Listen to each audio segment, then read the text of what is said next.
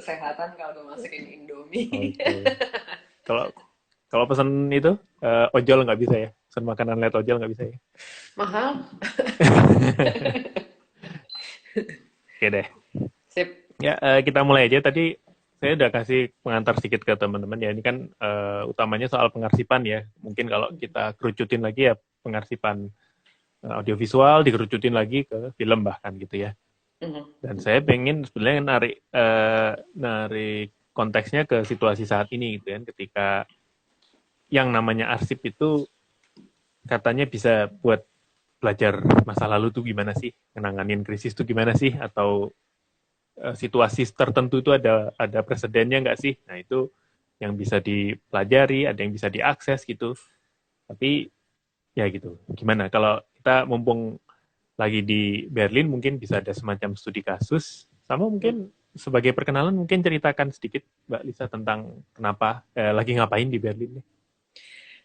Saya Ya. ke sini akhir Februari yang lalu ada dua Hmm. ada dua kegiatan sebenarnya. Yang Hmm. pertama menghadiri Festival Film Berlin.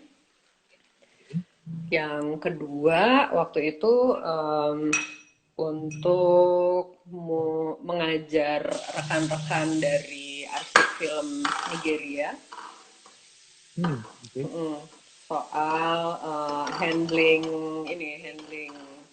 film analog karena ya maklum ya generasi zaman sekarang kan kita nggak hidup dengan medium analog gitu sehingga Hmm. pengetahuan kita dan kemampuan tubuh kita untuk Hmm.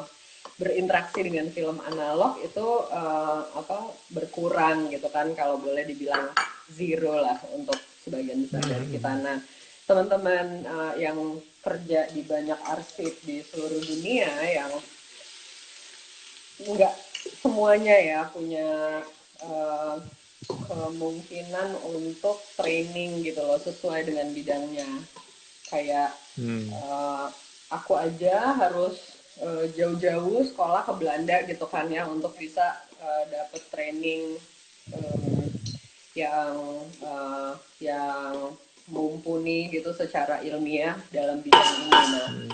teman-teman Hmm. sorry.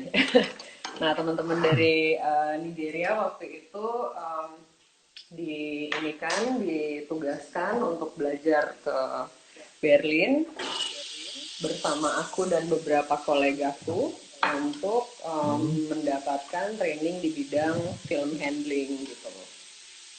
Hmm. Itu tugasku. Jadi tadinya, jadi sebenarnya nggak tepat tuh kalau aku dibilang terjebak di Berlin karena tugasku belum selesai.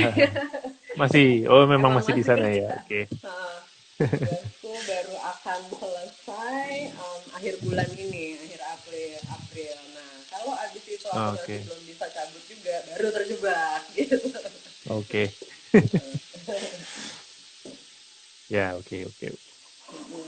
Tapi Nah, ini berarti, ya, sorry. ya, nah selain itu, nah tapi kan uh, kegiatan belajar mengajar akhirnya terpaksa kita hentikan berhubung wabah Oh, oke. ini dan akhirnya kita terpaksa berkompromi dengan situasi lah ya, Hmm. mengirim murid-murid kembali ke Nigeria. Nah, aku di Oh, yang sini Nigeria udah pulang duluan berarti.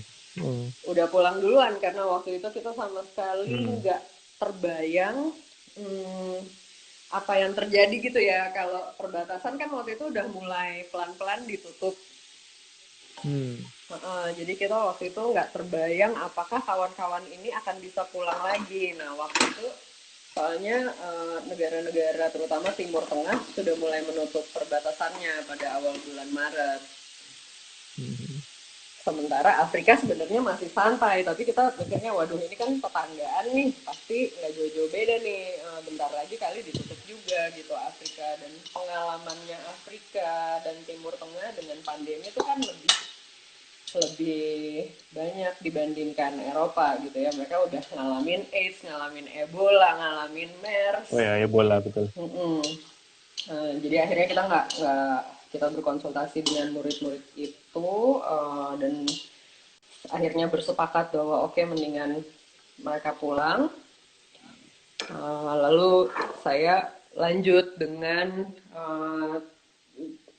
ngajar dalam arti tatap muka sih udah enggak gitu, tapi kami di sini karena eh, program training seperti ini untuk kolega-kolega kita itu rutin. Hmm.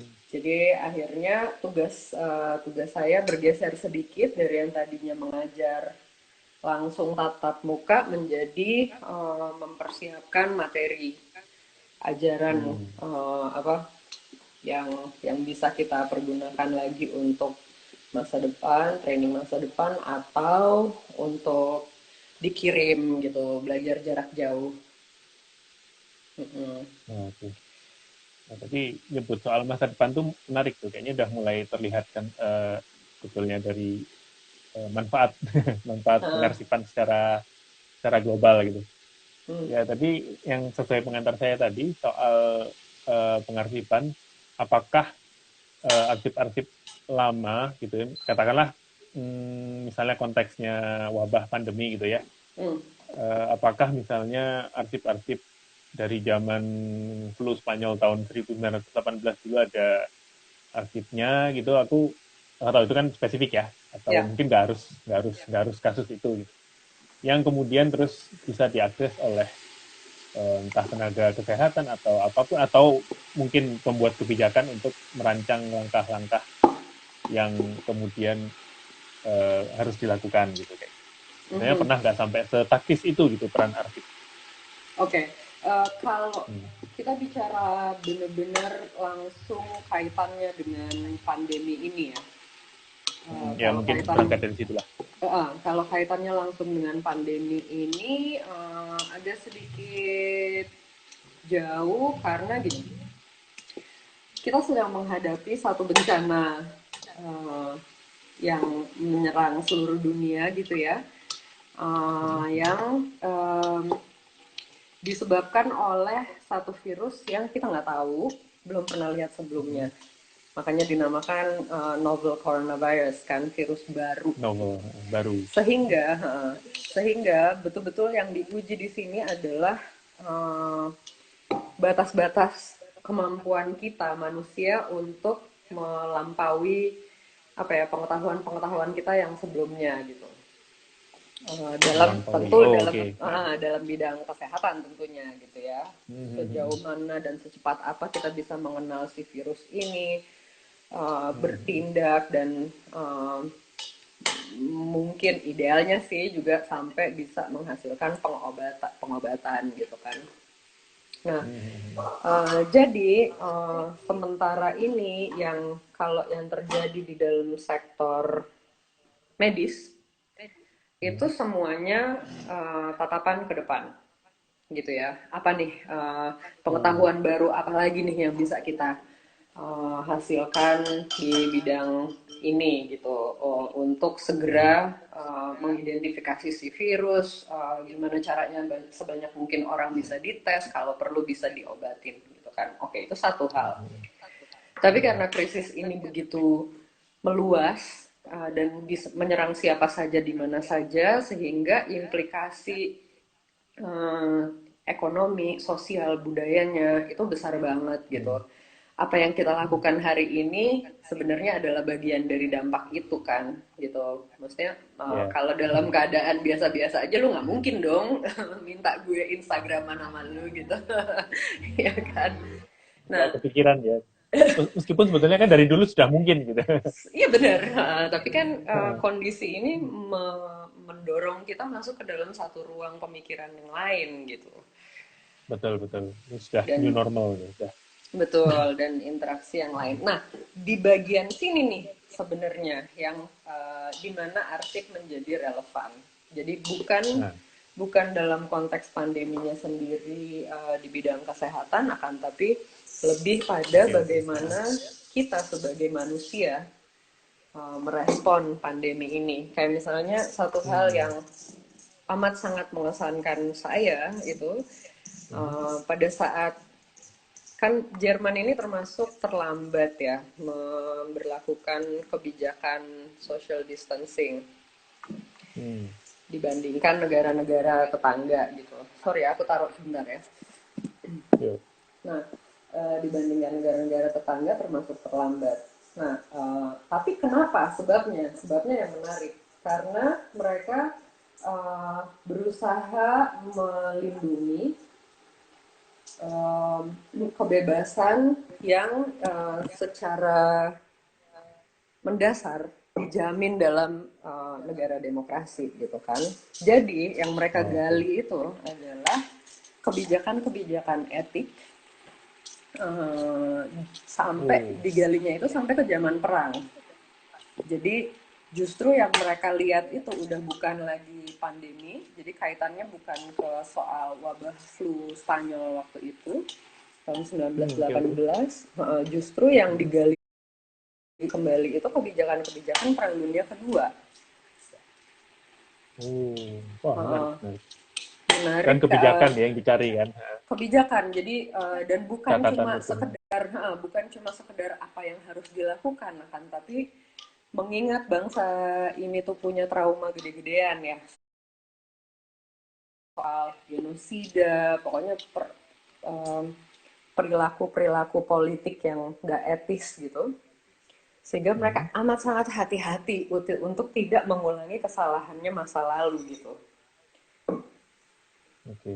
Nah, karena itu arsip di sini fungsinya benar-benar berhubungan dengan definisi bagaimana kita mendefinisikan masyarakat modern ini mendefinisikan etika dan solidaritas untuk menghadapi satu krisis yang sebesar ini gitu. Jadi wacananya di sini itu benar-benar kayak ini memang krisis kesehatan pandemi, tapi kita nih kayak perang nih gitu. Karena Ya, ya. ada pembatasan kehidupan sosial yang amat sangat drastis yang harus dilakukan. Dan itu Hmm, harus dilakukan dengan cepat sehingga nggak bisa ada proses parlementer seperti biasa kan, nggak bisa yang dibahas hmm, gitu di parlemen berjam-jam berhari-hari baru ada keputusan. Ini keputusan harus diambil dalam waktu singkat gitu. Jadi itu sebabnya di banyak negara kondisi ini namanya state of emergency gitu, karena benar-benar hmm, emergency, kita nggak ada waktu gitu melawan si virus ini gitu, yang bisa menyerang siapa hmm, saja di mana saja harus uh, dan semua karena si virus ini dia hmm, nyebarnya lewat kontak gitu ya. Nah sementara kan kita manusia makhluk sosial banget kan, seluruh yes. seluruh eksistensi kita sebetulnya dibangunnya tuh kan dari situ. Jadi makanya virus ini bukan cuma um, menghajar kita di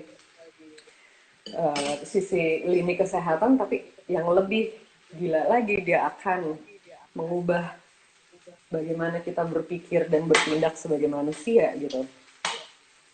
Dan dari situlah, nah gue balik lagi ke arsip gitu ya, yang digali-gali Hmm, itu soal etik, soal apa sih batas-batas kebebasan manusia, kayak misalnya sesederhana kita di sini masih boleh berangkat kerja, nggak total lockdown. Kalau di ada berapa negara itu yang atau negara bagian bahkan di Jerman yang hmm, udah berangkat kerja aja nggak boleh, seorang semua orang harus WFH atau ya emang pabrik tuh harus berhenti bekerja gitu.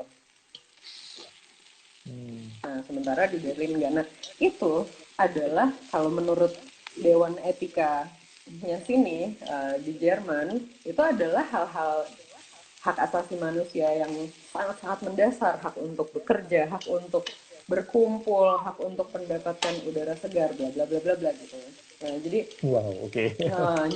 jadi Hmm, kerumitan-kerumitan diskusi yang terjadi itu ya tentu ada ya diskusi sehari-hari mengenai pertambahan kasus apa segala macam, masker gini dan gitu gitu. Tapi yang mengesankan saya, yang menurut saya wah ini cara bernegara yang benar gitu, hmm, adalah karena yang dipikirin tuh memang gimana ini kita akan betul-betul mengurangi hak dan kebebasan rakyat kita yang sudah diperjuangkan beratus-ratus tahun ini gitu.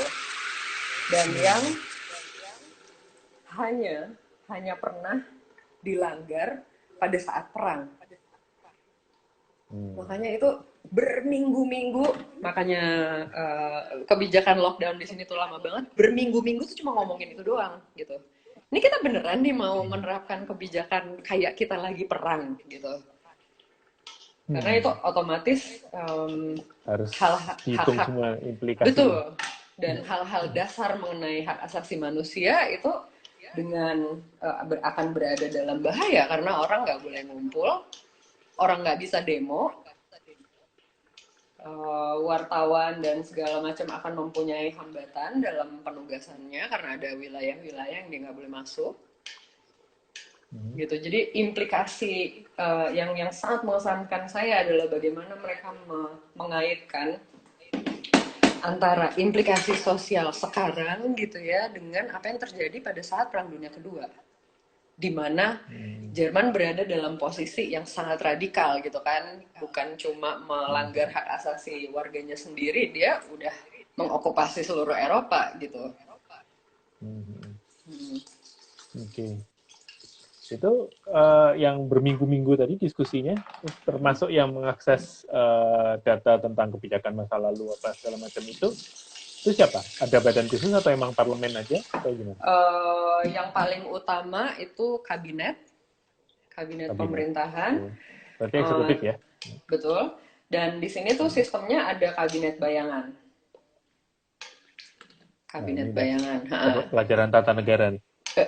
Kabinet bayangan itu artinya pihak oposisi menugaskan orang-orang tertentu di dalam posisi eksekutif membayangi yang sedang bekerja. Misalnya, oposisi itu punya menteri bayangan untuk urusan kesehatan, menteri bayangan untuk urusan luar negeri, dan seterusnya, dan seterusnya. Jadi, nih orang-orang ini nih bekerja dengan diawasi oleh yang namanya Bundespräsident, jadi itu presiden federalnya, kepala negara tadi ya.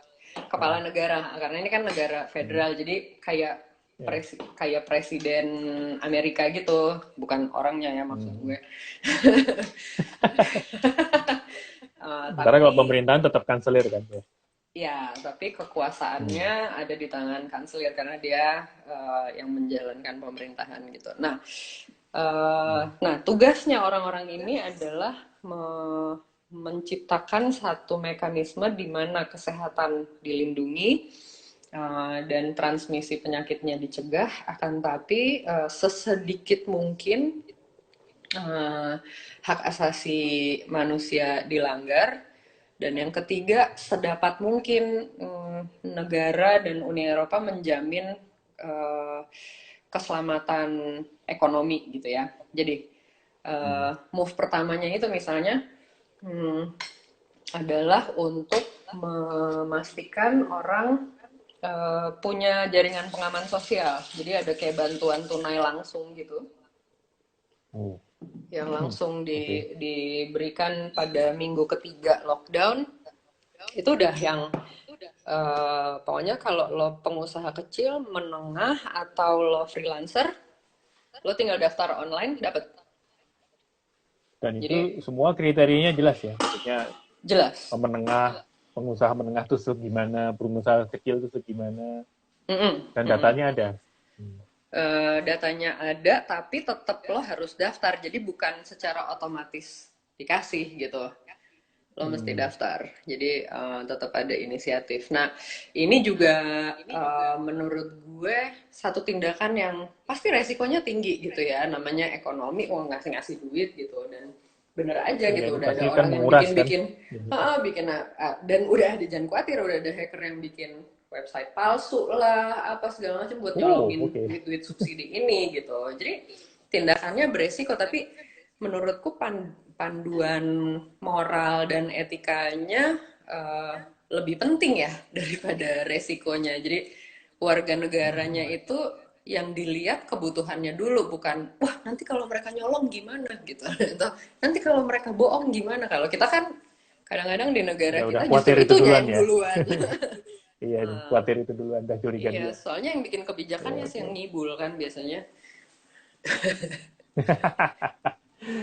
Ya, ini menarik kan ketika arsip itu diakses bahkan langsung ke intisari, dalam artian yang dilihat itu kan kebijakan gitu ya, dan implikasinya bahkan etisnya segala macam. Sementara yang namanya arsip itu kan identik dengan sesuatu yang apa ya, dingin dan beku dan ya teronggok begitu saja. Artinya kan harus ada yang bertugas apa ya, menyarikan gitu atau melihat intisarinya. Itu ada apa, itu bagian dari tugas kabinet tadi atau ada sendiri gitu? Enggak, itu Sementara bagian, itu tugas dari sejarawan, ilmuwan sosial, universitas. Jadi itu juga luar biasa ya, koordinasi yang terjadi antara pembuat kebijakan, arsip-arsip, universitas, dan universitas. jadi Ya itu uh, penting tuh. kayak semua nih udah ada pembagian kerjanya, udah tinggal diaktifasi aja gitu. Iya ya. Buat kebijakan universitas sebagai semacam apa? Think tanknya gitu berarti kalau di Dan universitas itu itu. nggak cuma satu, karena ini pemerintahan federal, jadi semua pemerintah federal boleh memilih ininya think tanknya masing-masing. Hmm. Tapi dijagain sama itu komite etik, jadi lo nggak boleh sembarangan juga gitu. Ada komite etiknya ya. Itu dan Komite etik itu itu apa? Itu mungkin eh, sesuatu yang asing tuh. sebenarnya kita punya sih kira-kira gitu ya. Kalau di Indonesia tuh namanya Dewan Pertimbangan Agung, Ah, yang hampir lupa aku seharusnya ada itu. yang seharusnya memberikan kita panduan-panduan moral dan etis gitu ya. Apa sih sebenarnya yang kita lakukan sebagai bangsa dan negara gitu. Dan mereka yang harus ngingetin atau menasihati eksekutif, ya yang ini langkah lo nggak bener nih, resikonya ini gitu. Kayak gitu-gitulah. Hmm, Tapi oke. barangkali di Indonesia fungsinya beda. Hmm. Nah, lu nanya yang balik ke arsip dong, C. Kalau nggak kita ntar gosip Ya, politik ini mulu. ada pertanyaan dari Arif, dari Yani, Mas Yani, ini menarik, dan itu akan bisa jadi pengantarku juga untuk kembali ke arsip ini. Akses terhadap arsip lawas studio visual, audiovisual era seluloid di sana bagaimana, mudah apa sulit? Apakah berbanding terbalik dengan di Indonesia? Ya mungkin secara umum lah ya, nggak Mhm. harus audiovisual doang, tapi mungkin memang yang didalami sama Mbak Lisa lebih di situ, mungkin bisa jadi pintu masuk untuk ngebahas soal akses itu. Ya, aku Apakah akan publik bisa mengakses atau gimana? ya, aku akan memberi contoh satu studi kasus aja gitu ya. Tapi aku Hmm. rasa ini bisa menggambarkan kebijakan umum apa yang terjadi di sini. Aku Hmm. kerja di satu tempat namanya Arsenal Institute yang koleksinya itu terdiri dari film-film eksperimental internasional. Arsip Oke. ini sebenarnya agak nggak sengaja gitu terciptanya karena Hmm. tadinya banyak film diputar di festival film Berlin, lama-lama kok banyak film-film yang ketinggalan atau Hmm. emang film-film itu dibeli untuk diedarkan di Jerman untuk Kino Club gitu. Jadi Arsenal ini Hmm. juga adalah satu organisasi asosiasi Kino Club se-Jerman. Jadi punya Oh, wing asosiasi. distribusi gitu. Jadi kayak Hmm. kayak kita Kino Forum, tapi dia juga menangani distribusi seperti ibaratnya kolektif lah gitu. Kalau padanannya di Oke. Jakarta ya. Hmm. Uh, Hmm. Hmm. dan ini terjadi dari tahun akhir 60-an. Jadi emang zamannya film analog. Nah, lama-lama film-film yang beredar di Jerman, terus yang eh, numpuk-numpuk-numpuk ditinggal gitu untuk festival film Berlin karena berbagai sebab. Ada yang emang pembuat filmnya nggak kepengen filmnya balik karena ntar disensor atau dirampas, jadi masalahnya politis gitu. Atau Oh, maksudnya sampai bahkan dari negara lain ya? ya kan aku udah bilang ini Oh, oke. bukan ini film dari Oke. mana-mana gitu. Oke, oke. Jadi dan di situ dia beda karakter banget karena hampir semua arsip film itu adalah arsip film nasional kan, Hmm, film ya, nasional ya. gitu, arsip film Belanda, Jerman, bla bla bla. Nah kalau ini enggak gitu, ini benar-benar Hmm, ngambil apa yang pernah diputar lewat festival film Berlin dan apa yang pernah beredar di jaringan kinoklub nasional gitu. Nah, oke.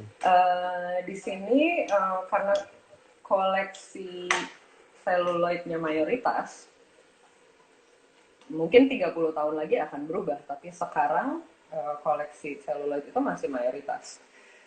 Ya, Hmm. dan akhirnya dibuatlah satu kebijakan di mana um, coba mungkin saya bisa jalan untuk ngasih lihat Hmm. dan Di ruang kerja semoga nih, semoga ininya nggak ngedrop. wifi. Jadi misalnya ini ruang kerja saya Oh, wah, oke. Wah, ini tour menarik nih. kayak gini ya. Ini meja tempat saya Ah, memeriksa film, wah, membuat oke. catatan-catatan, memberi rekomendasi. Ini mesin editing buat teman-teman yang pernah kerja di zaman analog pasti kenal Yang meja seluloid seperti ya. ini. Stand back biasalah di IKJ ada. Nah, kebijakannya di sini itu kalau kita mau nonton, nontonnya pakai ini. Hmm. Berarti bukan Nah, yang sudah digitize atau gimana? ada juga. Jadi kalau kamu Ada mau, juga. kalau kamu mau bisa. Tetapi buat orang-orang yang terutama nih ruang yang lain, jadi ini untuk nonton film-film dalam format aslinya gitu. Hmm. Nah, Oke, ini kebetulan uh, memang agak ngedrop di sini kayaknya, wifi-nya. oke, ya, Iya, soalnya berhubung ini arsip analog, jadi nggak penting ada internetnya ada kenceng terus di wifi. mana-mana. Jadi, ya, nggak nyampe situ ya sinyalnya. Oke, oke. Oke, Oke, saya balik lagi. kita masuk ke tanah air kita, ke Indonesia. Selama ini kalau untuk yang ini kan Balisa tentunya sudah malang melintang juga ya, keliling yang kalau di Indonesia mungkin jadinya sudah ketahuan lah kayak apa kira-kira situasinya, dan kami di Genoforum kan juga sedikit banyak bersentuhan dengan arsip itu karena juga berusaha mengakses film-film lama Indonesia gitu kan, Hmm, dengan segala petualangannya. betul. Nah, eh, itu kalau misalnya film di sana, arsip film di sana, itu peruntukannya gimana? Apakah memang hanya untuk disimpan saja, atau orang publik bisa nonton, atau untuk diedarkan ulang, atau ada distribusinya lagi dari badan arsipnya, atau gimana? Mhm. Cara umum. Model yang diterapkan di Kebijakan umumnya, modelnya. model yang diterapkan di Arsenal ini sebenarnya berlaku juga di arsip-arsip yang lain. Jadi Hmm. selain menyimpan, arsipnya juga mengedarkan. Jadi distributor gitu Hmm. ya. Eh, Oh, Filmnya oke, biasanya oke. disediakan dalam medium aslinya, tapi nggak semua karena mahal tentunya ya. Kalau semuanya harus Hmm. ada di medium aslinya.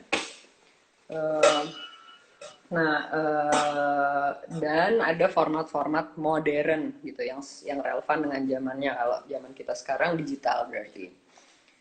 Hmm. Nah, semua arsip yang terutama yang dapat sokongan dana publik kayak misalnya arsipnya DKJ gitu itu kan dapat dana Nah, publik ya dari Pemda. hmm. Nah itu wajib mempunyai program-program akses Jadi bukan cuma bilang, oh Hmm, iya akses kita ada kok, kebuka ada kok kok gitu gitu. ya. Enggak gitu. Silakan Jadi datang tapi apa ya. kalau lo datang syukur, lo nggak datang gue lebih seneng karena gue bisa nongkrong nongkrong gitu kan. Eh, nggak, kalau di sini wajib harus ada program. Oh, wah Jadi menarik tuh. Bentuknya seperti apa misalnya? contoh lagi di sini ada beberapa program yang relevan dengan koleksinya. Misalnya kalau untuk eh, peneliti, seniman atau archivis internasional bisa datang untuk program residensi gitu, melakukan penelitian di arsipnya. Uh, Hmm, Terserah mau ngakses digital, mau ngakses analog gitu. Yang penting argumennya gitu kan, kenapa. Lalu kalau oke. untuk level mahasiswa, ada setiap tahun ada 2 seminar atau summer school gitu yang me halo Ya, saya dengar. yang Ya. dialokasikan untuk membahas misalnya satu bagian dari arsip koleksi ini gitu, atau berpartner sama institusi lain menggunakan eh, peralatan teknis yang ada di sini, kayak misalnya oke kita sekarang studi mengenai ini ya kerusakan kimiawi film gitu. Nah itu tuh ada summer schoolnya tuh setiap tahun. Ya, bikin workshop, bikin apa, apapun gitu ya, berarti ya, Mm-mm. rutin ya. Mm-mm. Hmm, Tapi yang ya yang relevan gitu dengan oke, oke. koleksinya. Mm-mm. Wah, menarik sekali. Jadi Nah, yang kalau namanya akses nah, itu diaktifasi gitu, bukan cuma ya diaktifasi. pintu nggak dikunci kok gitu, bukan cuma gitu. Oke, oke. Nah, kita kembali ke kasus Indonesia. Berdasarkan pengalaman di Indonesia itu gimana? Eh, Hmm. Gimana? Apakah publik bisa datang begitu saja, kenalan, atau kayak gitu? Sebenarnya bisa, tapi gini, Hmm, ini kita balik lagi ke soal politik dan ya. kebijakan publik gitu ya. Arsip di negara Hmm. kita itu dianggapnya salah satu di antara Rahasia dua negara? nih. Jadi kalau Oh, bukan bener. satu kemungkinan tuh brankas, apa yang harus dilindungi Rahasia banget, ya. rahasia. Hmm. Yang satu lagi gudang. Jadi kayak ya antara gudang sama inilah, sama pasar loak gitu. Jadi lu tumpuk aja semua di situ, apaan, nggak ada sistemnya, nggak ada juga yang mau tahu apa yang ada di situ. Dan tidak ada investasi sosial ke arah menggali pengetahuan yang ada di situ gitu. Nah, itu menggali pengetahuan itu dia. Jadi memang Jangankan etisnya, menggali pengetahuannya aja itu. heeh, jadi Nah, sebenarnya itu berangkat dari politik kita sendiri tentang sejarah gitu ya, apa yang kita mau lihat dari masa ah, lalu. Dan ini kalau mau dilihat dari sisi kesehatan mental gitu, kita anggap aja negara atau kebudayaan kita ini adalah satu individu sebagai manusia gitu ya. seperti manusia. Hmm. Ini sebenarnya problem kesehatan mental kita. Kita tidak mampu untuk melihat sejarah itu sebagai satu bagian yang bisa diinterpretasi, bisa diutak-atik, dan bisa dibenerin. Ya, apa yang bisa kita pelajari dari kesalahan masa lalu itu akan membuat kita tidak mengulanginya sekarang. Hmm. Waduh, Nah, mindset tuh. Mindset nah nasional ini. sementara, nah sementara kondisi mental yang berlaku dan didorong gitu ya di tempat kita ini, sayangnya justru adalah posisi yang ya yang udah lewat biarin lewat gitu. Ya, selalu gitu ya. Apa jangan jangan lo Standpointnya selalu itu. dan kalau Jangan membuka seolah-olah luka lama. betul, dan itu persis yang ingin gue Selalu gitu. katakan. Bahwa seolah-olah yang terjadi di masa lalu itu ada 2 ekstrim, kejayaan dan luka gitu. Jadi yang kejayaannya Hmm. dibahas mulu, dijual bahkan gitu kayak Borobudur apa segala macam. Tapi Hmm. gilanya yang bikin penelitian juga bukan kita gitu. Nah, sementara yang traumatis atau yang potensial negatif itu nggak boleh dibahas. Dan seolah-olah kalau dibahas itu ujung-ujungnya dendam. Padahal kan spektrum intelektualitas ada jauh lebih beragam daripada itu. Belum tentu gue kepengen menggali-gali arsip mengenai 65 misalnya karena gue dendam. Lahir aja belum gitu gue. Uh, ya kan apa Itu sih salahnya kayaknya pengen lebih tahu? menggambarkan mental state yang melarang-larang sih sebetulnya. Ya nggak sih? Betul, itu betul gitu. Ya. Jadi Hmm. kalau kita melihatnya dari sisi itu ada problem mental serius gitu yang mesti kita benerin di kalangan kita. Nah, ini menarik nih. Ada komentar dari Prima. Pola pikir posko banjir. Banjirnya nggak perlu dipelajarin, banjir lagi ya bikin posko lagi. Bener. Ya ya, Ya, betul ya. betul. Aku setuju banget. Jadi ada semacam rabun dekat gitu ya. Rabun jauh, rabun jauh. Rabun jauh, rabun jauh. Lo rabun jauh apa rabun dekat? Gue bukan emang hina ya, tapi Nggak, kalau minus tuh rabun jauh. Bisa jadi jadi kita ini nggak dua-duanya kayak nih, rabun dekat nggak dan jauh. mampu, entah nggak mampu atau nggak mau. Menurutku sih lebih nggak mau gitu, karena kalau mampu sih mampu. Nggak mau ngelihat lebih jauh ke belakang dan efeknya kita jadi nggak bisa melihat lebih jauh ke depan. Oke. Pernah punya pengalaman ini nggak? Kok sama, ya kalau film mungkin sinematek ya. Kalau sama Arsip Nasional, Andri gitu pernah berurusan nggak? Itu gimana? Hmm, Ada pengalaman untuk mengaksesnya gimana? Yang lebih hmm, penasaran adalah ada nggak pengalamanku sebetulnya itu dengan terlepas dari akses bisa. Nah, ya pengalamanku dengan arsip nasional sayangnya amat sedikit sih yang di bidang akses. Justru yang lebih banyak aku ketahui adalah cara preservasinya gitu ya dan katalogingnya. Kebijakan katalogingnya bagus banget, sangat scientific dan standar. hmm, Perpustakaan nasional kita juga begitu. Jadi kalau di tingkat ilmu sistem informasi sebenarnya nggak ada masalah. ya, ya, saya juga perpusnas juga kayaknya cukup lumayan ya kalau kita Mm-mm. mau ke sana gitu. Mm-mm. Perpusnas dalam bidang akses jauh lebih baik dan ini saya Ya, tahu lebih banyak karena saya lebih mending ya. pelanggan, karena saya Ya. anggota Perpusnas, Ah, oke. Okay. jadi saya Okay. pengguna Yang gitu. lantai paling atas itu, yang naskah-naskah atau Mm-mm. apa? Mm-mm. Hmm, Mm-mm. oke, oke, oke. Nah, arsip nasional selama ini sih belum pernah. Kalau di seri eh, apa diskusinya Kino Forum ini agak ada Anggun Priambodo, Culap. Nah, Kayaknya nggak lihat tapi.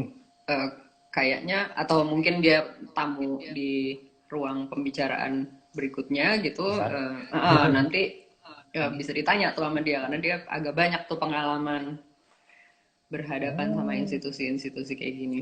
saya pernah lihat di videonya dia di YouTube ada ini. Dia mengakses video rekamannya itu apa? Program perbaikan kampung Ali Sadikin tahun 72-73. Terus dia tayangin dan seolah-olah presenternya dia. Saya ingat itu. Si Anggun Priambodo. Hmm. Nah, itu menarik ya. Itu bisa ditanyain nanti. Next, next. Ya. Siap-siap. Uh, Uh, sorry, gue harus kalau melanjutkan ya waktu istirahat gue bentar lagi abis nih. oh, oke, okay. Nah itu dia. Ya. Ya, itu dia kita sudah menyita waktu istirahatnya Mbak Lisa di sana. Sebentar lagi udah harus makan siang nih berarti ya. Makan siang sama teman-teman ya, sana ya. Oke. Okay. Hmm. Oke, okay, tapi oke, terima kasih atas kehadirannya. Terima kasih sudah memberikan sedikit pencerahan. Ini mungkin sebetulnya sesuatu yang sebetulnya sangat basic ya dalam archive, tapi ternyata kan kita masih harus belajar banyak soal itu masih gitu. Dan itu Jadi bukan persoalan yang jangan pernah mengira bahwa soal perawatan arsip atau akses terhadap arsip itu adalah persoalan yang satu kali diputuskan dan kelar. nah itu dia. Pertanyaan yang hidup gitu, dan dia amat sangat situasional dan relatif. Sehingga ini menarik tuh pertanyaan yang hidup. Jadi bukan kita punya nggak ya gitu. Jadi ini bukan persoalan punya nggak punya. Ini lebih pada persoalan apakah do we want to engage with that question? Problemnya enggak. Problemnya kita enggak. Sejauh ini nggak ada kemauan di sana ya. Jadi kita nggak bisa tuh yang bilang, kok dari dulu sampai sekarang pertanyaannya akses melulu. Lah ya emang iya gitu, karena akses dalam setiap situasi itu beda urusannya gitu. Iya. Of course we have to, like deal with this question all the time. Preservasi juga begitu gitu. Jadi pertanyaan-pertanyaan yang diajukan teman-teman tadi sebenarnya adalah pertanyaan-pertanyaan dasar yang sangat eksistensial, gitu. Filosofis. Betul. Pertanyaan filosofisnya gitu. Apa sih arsip gitu? Arsip percuma kalau nggak dipakai itu percuma.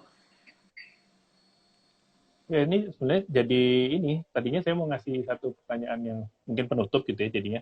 Ini kan jadinya bukan sesuatu yang bisa problem arsip ini dengan problem yang diceritakan tadi, jadinya bukan sesuatu yang bisa dengan mudah diatasi lewat inisiatif-inisiatif pribadi, kontribusi anak bangsa apalah itu yang terpecah-pecah gitu. Harus ada kemauan politis bahkan ya dari atas gitu. Betul nggak kayak gitu? Betul. Kira-kira. Tapi juga nggak cukup cuma kemauan politis. Bahkan itu belum cukup ya? Nggak cukup. Jadi harus yang di bawah juga harus minta. Gitu. Itu dia. Karena kita harus sadar bahwa kepentingannya berbeda. Ya. Siapapun yang berada di pihak kekuasaan, kepentingannya akan berbeda dengan kita yang nggak berkuasa. Jadi kepentingan didefinisikan oleh satu pihak saja nggak bisa. Jadi semua pihaknya harus aktif dan harus bolehkan untuk itu juga kita tuh problem inklusivitas, problem standarnya demokrasi kan sebenarnya. Siapa sih yang saat membuat kebijakan gitu? Oke. Dan sebetulnya dengan situasi modern mana, terutama dalam teknologi digital, user menjadi tiba-tiba penting banget. Oke.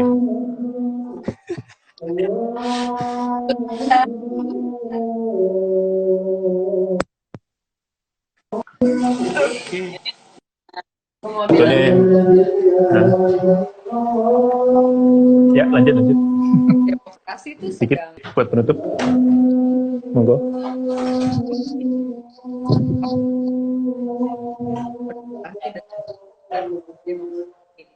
Terpimpin otoritarian.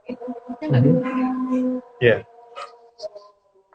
Juga dengan prinsip pengarsipan, kan apa?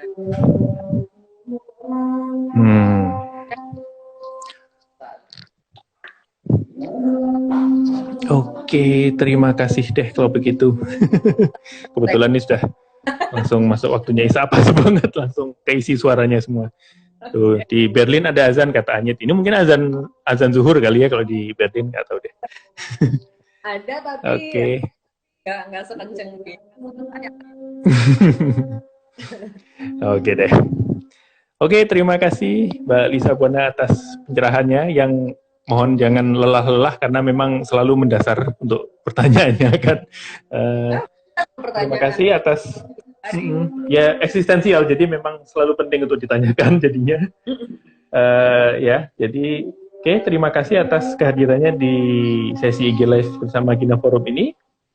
Sampai jumpa di Indonesia atau di Berlin kalau ada kesempatan.